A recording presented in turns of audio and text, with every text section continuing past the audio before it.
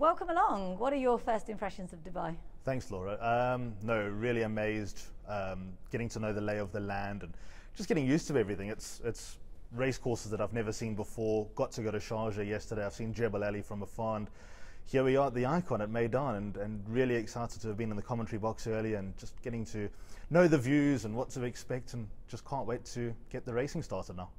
And you tell me you've followed Dubai racing for quite some time. Yeah, I think the success of Mike de Kock really put UAE racing on the map in South Africa. Obviously, when he came out with Victory Moon and Ipitombi in the mid-2000s, those days really stamped a mark with South African race followers. So every Thursday night we all get Meydan, and every Friday we get Jebel Ali, and lots of South Africans watch, and I was one of them. And here I am, the next English commentator. Really can't wait to get started. When did you start out in commentating? Because you're quite young still. Yeah, I'm 30 years old. It's been a very, very long process. When I was single figures, used to go down to Greyville Racecourse in Durban with my dad. We lived just over the road, and absolutely loved it. Always used to look up in the sky and think, well, who's that guy talking? I want to be like him. And get back from school in the afternoon, put the television on mute, commentate races. Didn't really know what was going on. And then when I was 12 years old, they had a commentators competition at Clarewood. It wasn't very good. It was obviously my first time in the grandstand commentating through binoculars on a live race.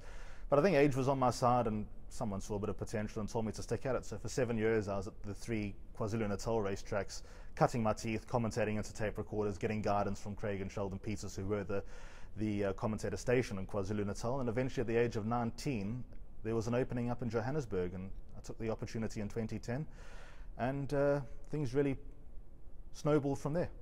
Wow. And what are you most looking forward to with this new role? Definitely the Carnival, definitely Dubai World Cup, definitely Super Saturday, definitely being able to commentate all the worldwide stars. It's always been a pleasure commentating every race. Doesn't matter how low the stake was or how low the grade was in South Africa. So every race that I get to do is a privilege and a new story to tell. But now this is the world map. These are the best of the best that come out to the UAE for the Carnival, and I'm really looking forward to getting those big names out there. Anything that's worrying you about the new job? Will there be any nerves?